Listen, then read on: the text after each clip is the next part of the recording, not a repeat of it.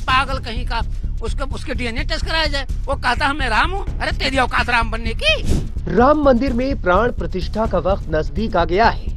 अयोध्या में 22 जनवरी को राम मंदिर का उद्घाटन होना है। पूरा देश इस वक्त राममय हो गया है।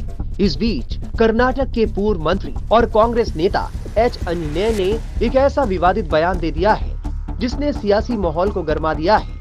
उन्होंने ये कहकर विवाद खड़ा कर दिया है कि मुख्यमंत्री सिद्धारमैया ही उनके लिए भगवान राम है। अयोध्या में राम मंदिर के उद्घाटन समारोह में सिद्धारमैया को आमंत्रित नहीं किए जाने से नाराज एच अंजनेय ने एक पत्रकार के सवाल का जवाब देते हुए मुख्यमंत्री सिद्धारमैया के करीबी अंजनेय ने कहा कि अयोध्या में उद्घाटन समारोह में उन्हें आमंत्रित नहीं किया जाना अच्छा विकास है। सीएम सिद्धारमैया खुद भगवान राम है, उन्हें अयोध्या जाकर राम की पूजा क्यों करनी चाहिए। अंजनेय ने कहा कि सिद्धारमैया अपने पैतृक गांव में मौजूद मंदिर में भगवान राम की पूजा करेंगे। अयोध्या में तो बीजेपी के भगवान राम हैं। उन्होंने अपने लोगों को भजन सुनाने के लिए आमंत्रित किया है। मैं अंजनेय भगवान हनुमान को दिया गया एक नाम हूँ। हम सभी भगवान राम के भक्त हैं। यही नहीं, अंजनेय ने कहा कि हम सभी हिंदू हैं। हिंदू धर्म पर बीजेपी का एकाधिकार नहीं है। उन्होंने कहा कि मंदिरों का निर्माण बंद होना चाहिए और बेघर लोगों के घर बनाने और स्वस्थ मानसिकता पर ध्यान केंद्रित करना चाहिए जो लोग दयनीय स्थिति में रह रहे हैं। कांग्रेस नेता ने कहा कि गरीबों के लिए घर बनाएं और उन घरों का नाम राम मंदिर रखें, तभी भगवान राम आपको आशीर्वाद देंगे। भगवान राम का इस्तेमाल वोटों के लिए नहीं किया जाना चाहिए। वहीं कर्नाटक में राम मंदिर के मुद्दे से जुड़े 31 साल पुराने केस को लेकर बवाल शुरू हो गया है। दरअसल यहां 31 साल पुराने मामले में राम मंदिर आंदोलन से जुड़े एक कार सेवक को गिरफ्तार कर लिया गया। इस एक्शन के बाद अब बीजेपी ने कर्नाटक सरकार के खिलाफ मोर्चा खोल दिया है। बीजेपी का कहना है कि कांग्रेस सरकार कार सेवक को जानबूझकर परेशान कर रही है।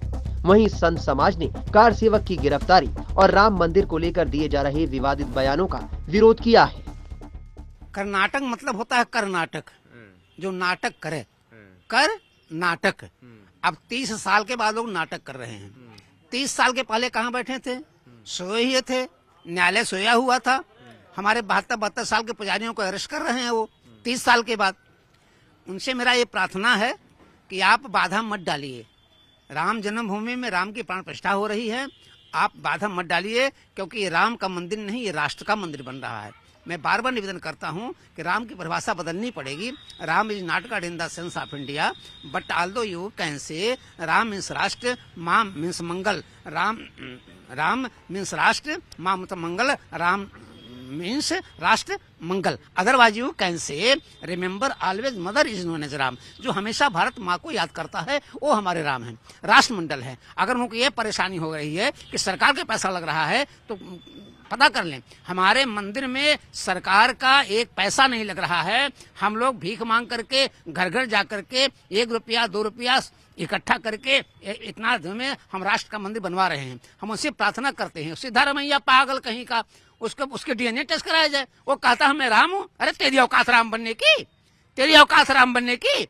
तो क्या राम अपने बोलता है? आज अयोध्या में पता चल जाएगा। अयोध्या के एक छोटा सा हमारा हनुमान एक तीर चला देगा ना, तेरी ऐसी तैसी हो जाएगी। तो अब बेकार की बातें मत कर सिद्धारमैया। वो कहता है तेज प्रताप बोलता है, ये चारा पूरा चारा खा गया उसका बाप और सारी चीजें होंगी इंडिया की तरह, उसमें रामराज आएगा, तेज प्रताप में रामराज आएगा और रामराज आएंगे। सपना देखें ये लोग, ये लोगों के वोट बैंक खिसक रहा है। इस प्रकार से आपने अभी कर्नाटक के सरकार सिद्धारमैया जी को आपने देखा कि 30 वर्षों के बाद जब 300 लोगों को अभियुक्त बना करके 2 लोगों को जेल भेजा गया है, वह भी अत्यंत घिनौनी कृत्य कर रहे हैं। 500 वर्षों के लंबे इंतजार के बाद, 5 लोगों के शहादत के बाद, 5 लाख लोग अपनी प्राण की आहुति देने के बाद जब भगवान भव्य और राष्ट्र के सर्वोच्च मंदिर में भगवान का जब प्राण प्रतिष्ठा होना है, ऐसे सुलभ कार्य में जो अवरोध पैदा कर रहे हैं, घिनौनी कुकृत्य कर रहे हैं, उनको साधु समाज की ओर से, अयोध्या की ओर से हम लोग उसका पुरजोर विरोध करता हूँ, उसकी निंदा करता हूँ, उसकी घिनौनी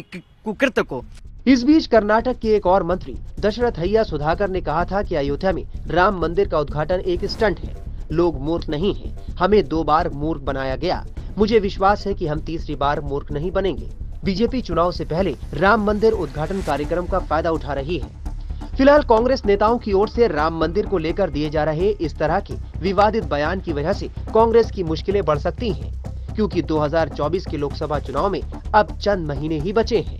times now of Bharat digital की रिपोर्ट।